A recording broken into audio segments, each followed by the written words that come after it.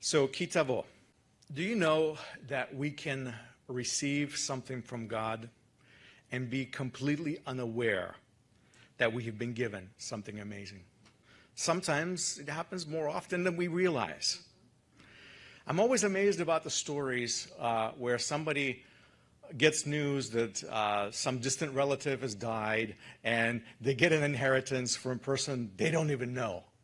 And when I hear that, I'm like, why not me, Lord?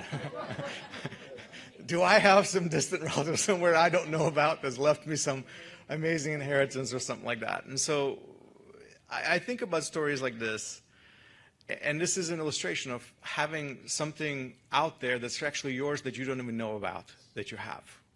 You know, I'm thinking about another situation where someone received a plot of land, right? They inherited some land, and it's nothing, right? It's just a little piece of land, right? Except there's oil underneath, I'm thinking like Beverly Hillbilly stories, right? Right? So, or I'm thinking about a person who has something in their possession, and it may be very small. They don't even know the value of it. Maybe it's an extremely rare coin or a really valuable ring. And I'm thinking Lord of the Rings or something like that, for some reason this week, all my illustrations are going to pop culture and movies and things like that. Sometimes we have something, and we have it all along, and we don't see its value, we don't recognize it, yet it is very valuable and very precious, actually, if only we knew that. So Parsha Ki Tavo, to me, is a little bit like that. And so my drash is entitled, Taking Charge of What You Have. Taking charge of what you have. Because as we read the passage, and Yosef just read for us, when you come into the land which Hashem your God gave you as an inheritance, and then comes two words that I wanted to point your attention to. It says, Virishta v'yashavta ba. Possess it and settle in it. Or literally in Hebrew, in her, because the land is her. So possess it and settle in it. As I read this, it really struck me as intriguing that God has to give instruction to Israelites to possess and to settle the land. I think to myself, shouldn't that be kind of obvious? I've given you this land, now you're supposed to possess it and settle it. Well, yes, it is obvious if you have been in that frame of mind. But what you have to realize is that generation of the children of Israel have never owned a land. They went from place to place, constantly being in a land that is not their own. And they've never had a piece of property that they could take care of and call their own and nurture and just even know that this land, they're going to be able to pass it on to the next generation. Imagine. They've never had that experience. So yes, they actually have to be told that they need to settle it. They need to possess it. So in ancient Hebrew, as we look at these words a little bit deeper, I wanted you to know that the word Yerusha in word Marasha means a possession. This is where the verb is connected to.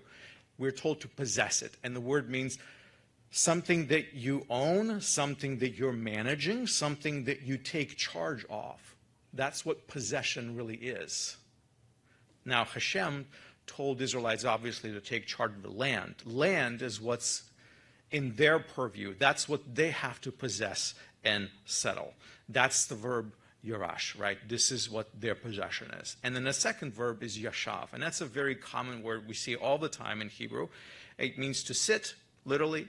It also can mean to dwell or to live, or in our case, to settle, because we're talking about the land. You settle the land. See, as I said, that generation never really had an opportunity to settle a land before.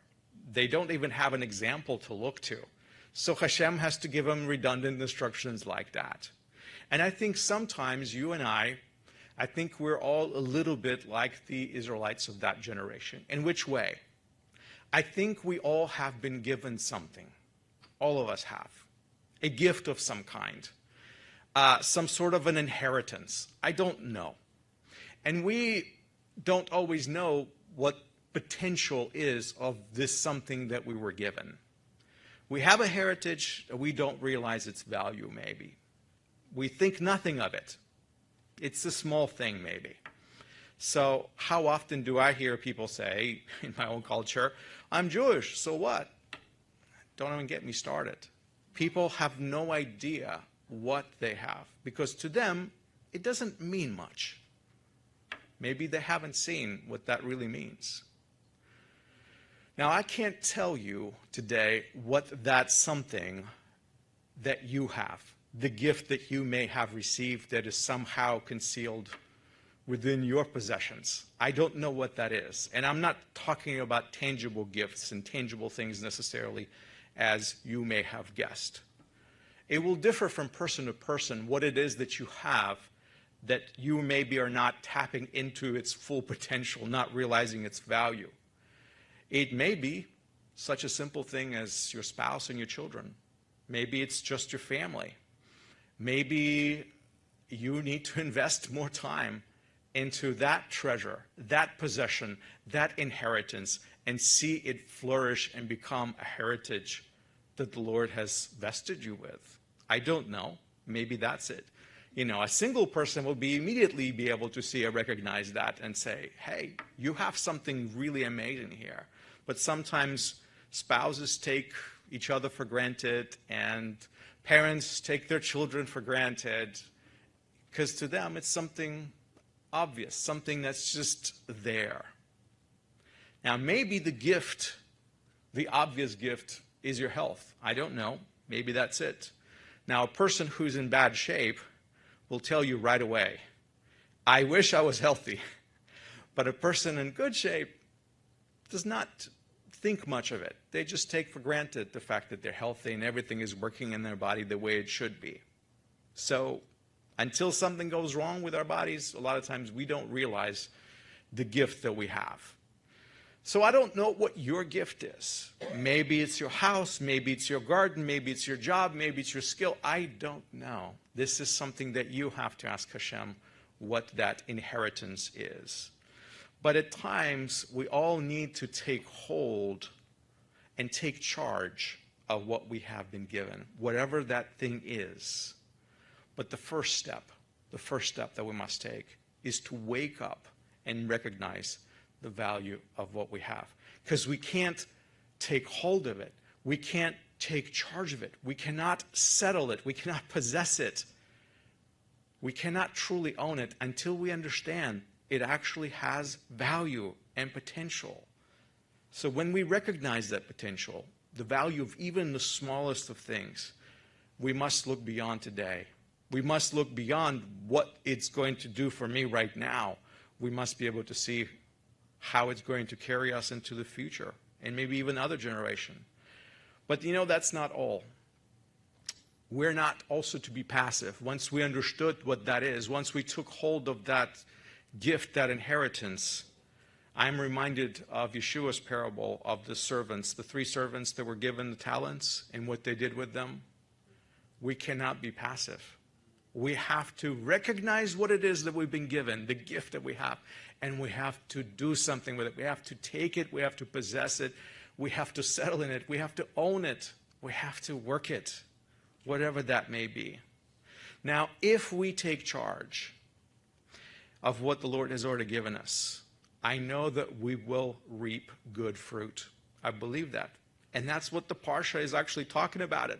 It talks about the first fruits that are brought before Hashem, before his altar. Because guess what? If you have a gift and you work that gift, you will have results. You will have fruit.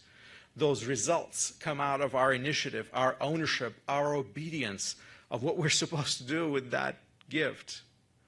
Those first fruits, you know, those good things that come out of us taking ownership of something we may not even know we had, they must be offered to the Lord with joy, just as the Parsha teaches us to do. Bring it before the Lord, because, you know, it would be foolish for us to forget who endowed us with those things to begin with. So we all have been given something incredible. I don't know what it is, but it's time that we fully possess that inheritance. The blessings that Hashem has given us, it's time for us to start intentionally living them out, making them real. It's time to occupy, it's time to settle, it's time to inhabit, it's time to dwell in the midst of the opportunities and gifts that we have already been given, no matter what they are, no matter how small they are, and how small and insignificant they may seem to us. So let's take ownership of what God has given us and take charge of it and make it work for His glory and let it bear fruit.